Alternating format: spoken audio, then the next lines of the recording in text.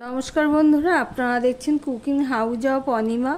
এখানে আটা আর ময়দা সমান সমান ভাগে নিয়ে নিয়েছি। ধরো 1.5 কাপ আটা নিয়েছি, তো 1.5 কাপ ময়দা নিয়েছি। এবার আমি দিয়ে দিলাম নুন আর দিয়ে দিলাম এই জোয়ানটুকু।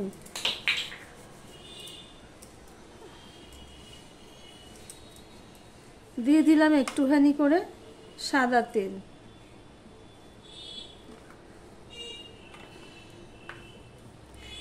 শুকনো উপকরণগুলো আমি আগে ভালো করে মিশিয়ে নেব। একদম সহজ পদ্ধতিতে টিফিন বানাবো। আমি তো এমনিতেই রুটি করলে রুটির সাথে ডিম গুজিয়া করে ফেলি, তা আজকে আর তরকারি করব না, একসাথে দুটো রেসিপি হয়ে যাবে আর তরকারি করতে লাগবে না। একটু যদি সস থাকে তো সস দেবে, না এমনিতেই খাওয়া হয়ে যাবে। চলো আমি কিভাবে রেসিপিটি বানাই দেখতে থাকো বন্ধুরা। দেখো, তোমাদের সাথে কথা বলতে বলতে দেখতেই পাচ্ছ ঠিক এইভাবে ময়মটা দিতে হবে, তাহলে ভালো লাগবে। এবার আমি অল্প অল্প জল দিয়ে দিয়ে একটা ডো তৈরি করে নেব।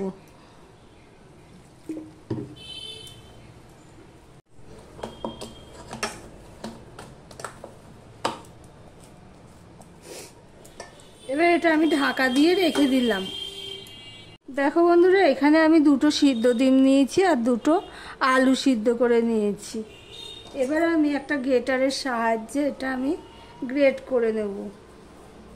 তোমরা হাতেও করতে পারো, কিন্তু হাতে করলেও কোনো জায়গায় হয়তো একটু গুটলি বা লামস থাকতে পারে, সেই জন্য আমি গ্রেটারের সাহায্যেই করে নিচ্ছি।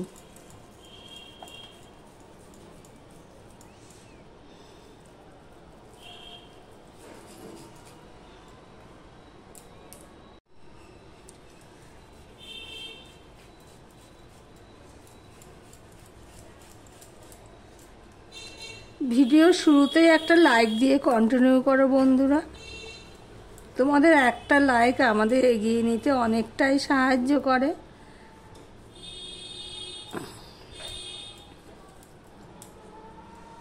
দেখো, আলুটা গ্রেট করা হয়ে গেছে। এবার ডিমটাকেও আমি একইভাবে গ্রেট করে নেব।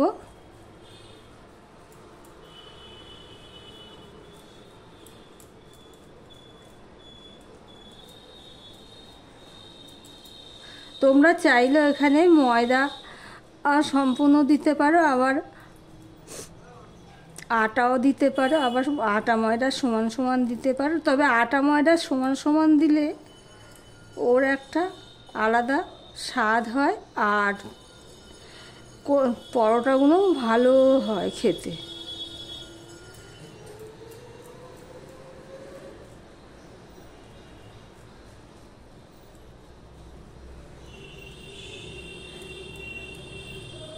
দেখো বন্ধুরা, ডিম আর আলুটা গ্রেট করা হয়ে গেছে।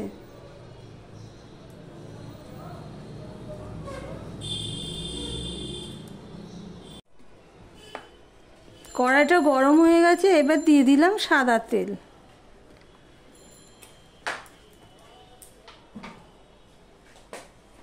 দিয়ে দিলাম নুন, স্বাদ অনুযায়ী নুন দিয়ে দিলাম।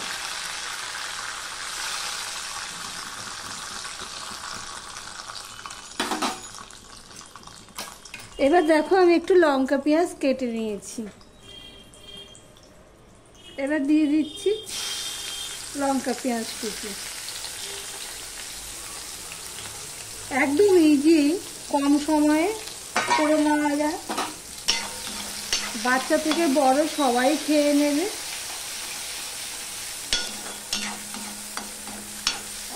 আমি একটুখানি হলুদ দিয়ে দিচ্ছি।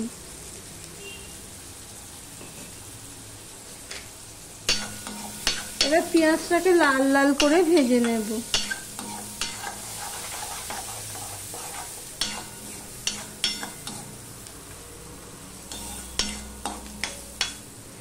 এবারে যে আলু আর ডিমটা গ্রেট করে রেখেছি সেটা আমি দিয়ে দিচ্ছি।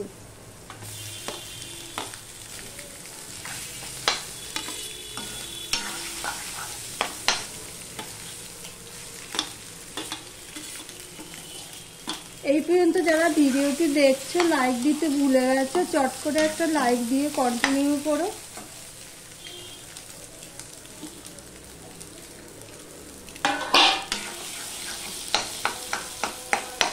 এটা তোমরা এই যে পুরটা করছি এটা তোমরা ভাতের সাথেও খেতে পারবে, আর এমনি রুটি বানিয়েও রুটির সাথেও খেতে পারবে।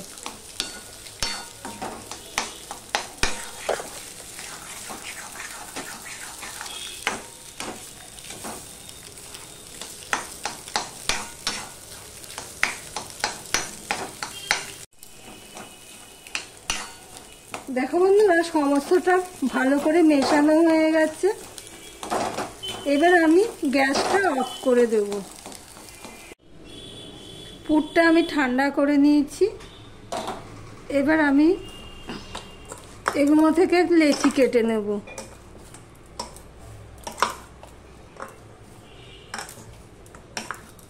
দেখো একটু নরমই হয়েছে, মাখাটা এরকম নরম করেই মাখতে হবে।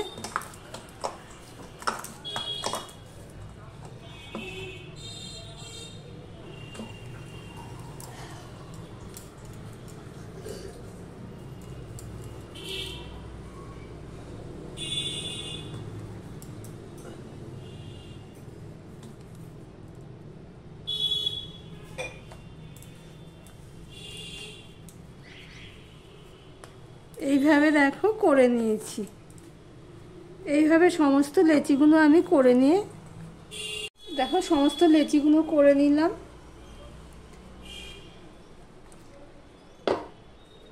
এবার একটা বেলনা চাকি নিয়েছি, একটু তেল দিয়ে দিয়েছি।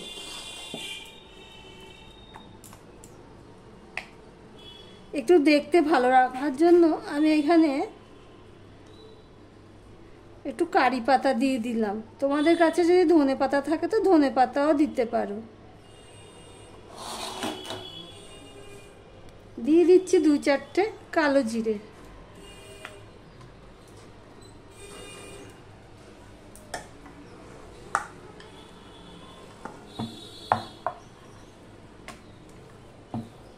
এরকম কালারফুল হলে বাচ্চারা আগ্রহ সহকারে খেয়ে নেবে।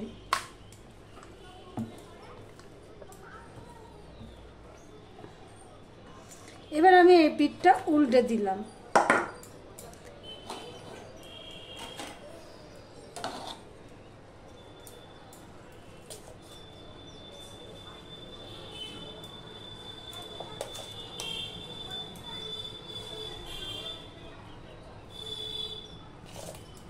দেখো আমি 2 চামচের মতন পুর দিয়ে দিলাম। দিয়ে দেখো কীরকমভাবে আমি করছি, ঠিক এইভাবে করতে হবে।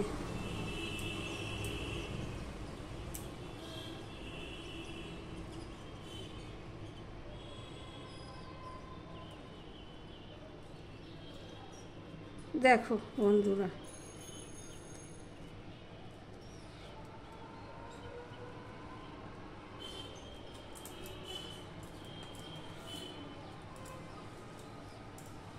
এবার এটা আমি খুব হালকা হাতে বেলে নিতে পারি, আবার হাত দিয়েও এরকম করতে পারি।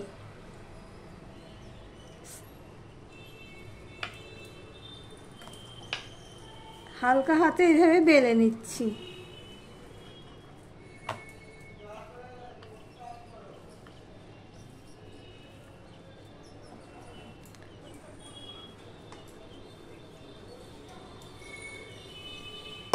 একটা আমার রেডি হয়ে গেল। এবার আমি একটা থালায় রেখে দিলাম। তোমাদের আরো একটা করে দেখাচ্ছি। এখন আর তেল দেব না।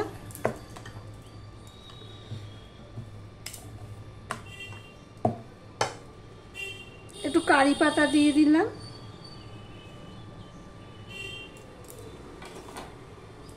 একটু কালো জিরে দিয়ে দিলাম অল্প একটুখানি।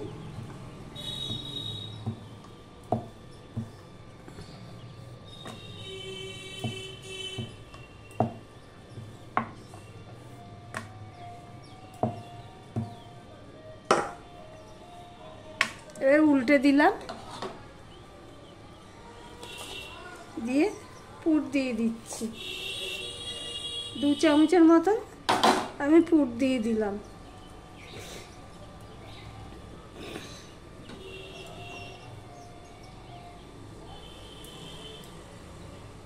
আমার ভিডিওটি যদি ভালো লেগে থাকে প্লিজ লাইক কমেন্ট শেয়ার করে দিও। আর যারা নতুন বন্ধু ভিডিওটি দেখছো এখনও পর্যন্ত সাবস্ক্রাইব করোনি তাদেরকে বলবো প্লিজ সাবস্ক্রাইব করে পাশে থেকো।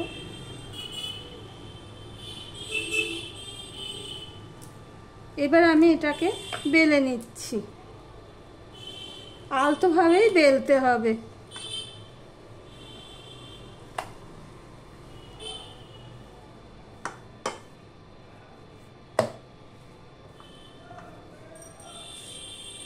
দেখো বন্ধুরা, একটা ফ্রাই প্যান বসিয়ে দিয়েছি, ফ্রাই প্যানটা ভালো মতনই গরম হয়ে গেছে। এবার দিয়ে দিলাম তেল। আর তোমাদেরকে দেখাচ্ছি সমস্ত পরোটাগুলো আমার বেলা হয়ে গেছে। এখানে রয়েছে, আর চাকি বেলেনে 3টে রয়েছে, আরও থালায় রয়েছে।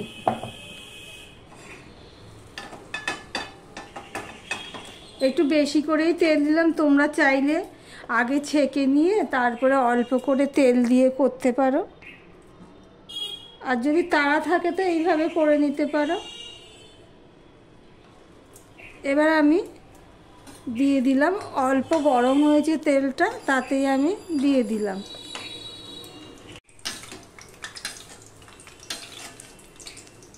দেখো একটু ডুবো তেলে দিয়েছি এই কারণে, এই যে সাইডের এই জিনিসগুলো যাতে ভালো করে ভাজা হয়ে যায়, না হলে এগুলো কাঁচা থাকলে খেতে ভালো লাগবে না।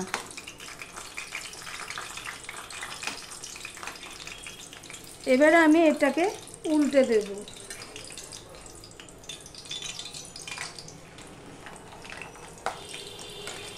দিয়ে এই পিঠটাও আমি ভেজে নেব। গ্যাসের ফ্লেমটা কিন্তু লো টু মিডিয়ামে দেওয়া রয়েছে।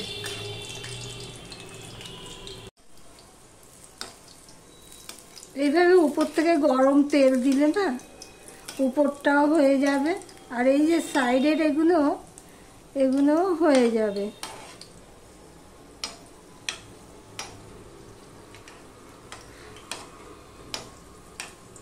একটু সময় ধরে ভাজতে হয়, তাহলে খেতে ভালো লাগবে। এবার আবারও উল্টে দেবো, নাহলে একদিকটা বেশি পুড়ে যেতে পারে, সেই জন্য। দিয়ে আবারও এইভাবে তেল দিয়ে দেবো উপর থেকে চামচ দিয়ে দিয়ে।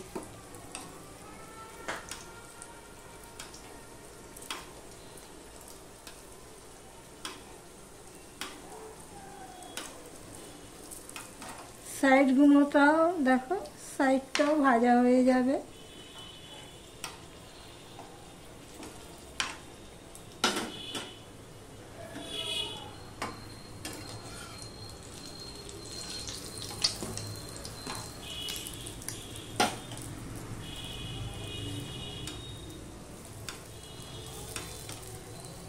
দেখো একটা ভাজা হয়ে গেছে। এবার আমি এটাকে তুলে নেব।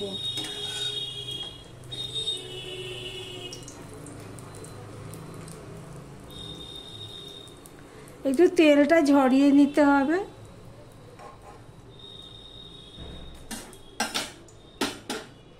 দিয়ে আবারও একটা আমি দিয়ে দিচ্ছি।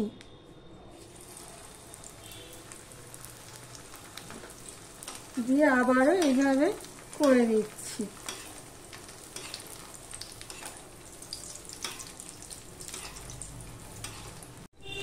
এই উপর থেকে এইভাবে যদি তেল দেওয়া যায় না, গরম তেল, দেখো বন্ধুরা কেমন ফুলে গেছে, দেখতেই পাচ্ছ।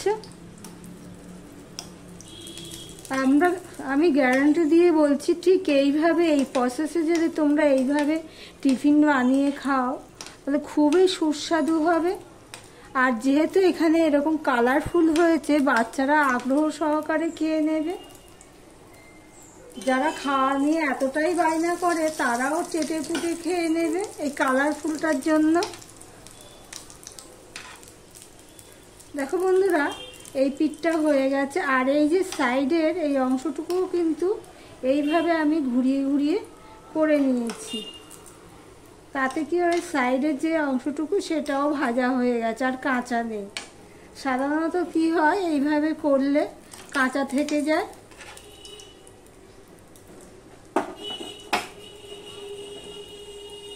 একইভাবে আমি সবগুলো ভেজে নেওয়া হয়ে গেছে এবং গ্যাসটা অফ করে দিলাম।